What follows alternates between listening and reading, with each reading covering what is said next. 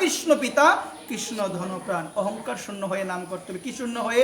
সবাই বলো, অহংকার থেকে যতদিন পর্যন্ত মুক্ত না হতে পারবো ততদিন পর্যন্ত শ্রী গোবিন্দের চরণ পাওয়া যাবে না। এখানে সকলের চরণে আমার এই নিবেদন থাকবে মা, সর্বদা অহংকারকে কখনো কোনো পরিস্থিতিতে কোথায় জায়গা দেওয়া যাবে না মা?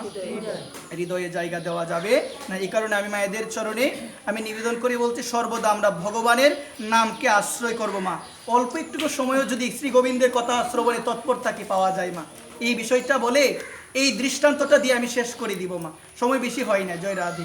আমি বলছি মা, একটু মনোযোগ সহকারে বিষয়টা উপলব্ধি করার চেষ্টা করো যে এখনো সময় আছে। যদি বিবেক জাগ্রত হয় গোবিন্দকে পেতে পারেন, গোবিন্দকে পাওয়া যায়। কট্রাঙ্গ দেখো, শুনো, এই জায়গার মধ্যে বলছেন এক রাজা ছিল যার নাম হলো কটবাঙ্গ রাজা। নামটা কি সবাই বলো? কটবাঙ্গ রাজা। এক সময় যখন দেব অসুরের যুদ্ধ শুরু হয়েছে, কার যুদ্ধ গোমা? দেব এবং অসুরদের মধ্যে যখন যুদ্ধ শুরু হয়েছে তখন কটবাঙ্গ রাজাকে বলা হলো তিনি যেন দেবতাদের পক্ষে যুদ্ধের মধ্যে অংশগ্রহণ নেন এবং অসুরদের বিপক্ষে যেন যুদ্ধ করেন। একবার কার বিপক্ষে?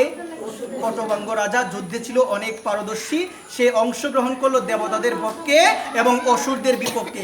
যখন যুদ্ধ শুরু হয়েছে মা, যুদ্ধ শুরু হওয়ার পরে সেই এত কলা কৌশল দেখিয়ে সে কি করলো? কটবাঙ্গ রাজা পরাজিত করেছে অসুরদের।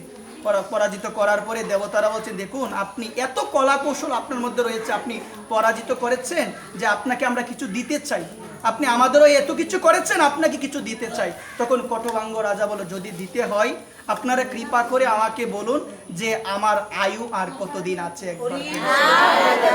আমার আয়ু আর কতদিন আছে।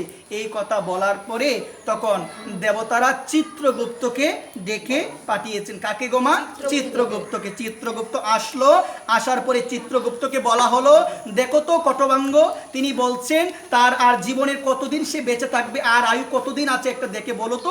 এটা দেখে বলল সে মাত্র আর 48 মিনিট বাঁচবে। একবার ওই মিনিট সবাই বলো 48 মিনিট। বলা হলো কি চাও বলো, তুমি যদি স্বর্গের সুখ চাও 48 মিনিট তুমি যা চাইবে তাই দেবে। সে বলছেন আপনারা কৃপা করে আমাকে মর্তলোকে পাঠিয়ে দেন। এই কথা বলার পরে মর্তলোকে গেল, তাড়াতাড়ি করে মর্তলোকে গেল, শ্রী গুরুদেবের চরণাশ্রয় তাড়াতাড়ি গ্রহণ করলো, ভগবানের নাম করে ভগবত ধামে তার গতি। বেশি সময় করেছে? করে না। এই জায়গার মধ্যে সিদ্ধান্ত নিল মা, যদি মনে প্রাণে বিশ্বাস সহকারে যদি শ্রী গোবিন্দের কথা কে আমরা শ্রবণ করতে পারি, হৃদয়ে ধারণ করতে পারি, এক মুহূর্তে পাওয়া যায়। পাই নাই গো মা? তুমি হয়তো বলতে পারো আমার পক্ষে কি এখন সম্ভব? ওই কটবাঙ্গর চরিত্র ভাগবতী এই জন্য বলছেন। শুকদেব গোস্বামী প্রশ্ন করেছিল 7 দিনে কি ভগবানকে পাওয়া সম্ভব? শুকদেব গোস্বামীকে পরীক্ষিত মহারাজ যখন বলল তখন শুকদেব গোস্বামী ওই কটবাঙ্গ মহারাজের কথা শোনালো, 7 দিন কি এক মুহূর্তেই পাওয়া যায়। একবার বেশি সময় লাগে না। এই কারণে মন দিতে হবে, যাই করো না কেন। আর আমরা কি করি জানো মা? আমি তো জানি না ততটুকু, তারপর আমি বলছি মা, আমাদের জীবনে এমন একটা সময় আসতে পারে মা, এমন একটা সময় আসতে পারে যে সময়ে আমরা ঘাটে গিয়ে দাঁড়িয়ে থাকবো, বলবো হিসাব তো আর কোনো কিছু মিলে না। এই কারণে মনে রাখো, পূজ্যপা শ্রী শ্যাম সুন্দর দাস বাবাজি মহারাজ উনি বলেন যে তুমি মনে মনে ভেবে নিয়েছো সাধু হয়ে গিয়েছো, তিলক দিচ্ছ, নরক তোমাকে আর ধরবে না।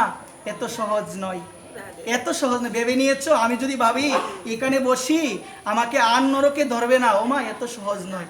মনে যদি আমার আসক্তি থাকে মা, মনে যদি আমার সংসারের প্রতি বিন্দু পরিমাণ কামনা থাকে, যমরাজ আমাকে ধরবেই ধরবে। একবার আসক্তি ত্যাগ করতে হবে। কি ত্যাগ করতে হবে গো মা?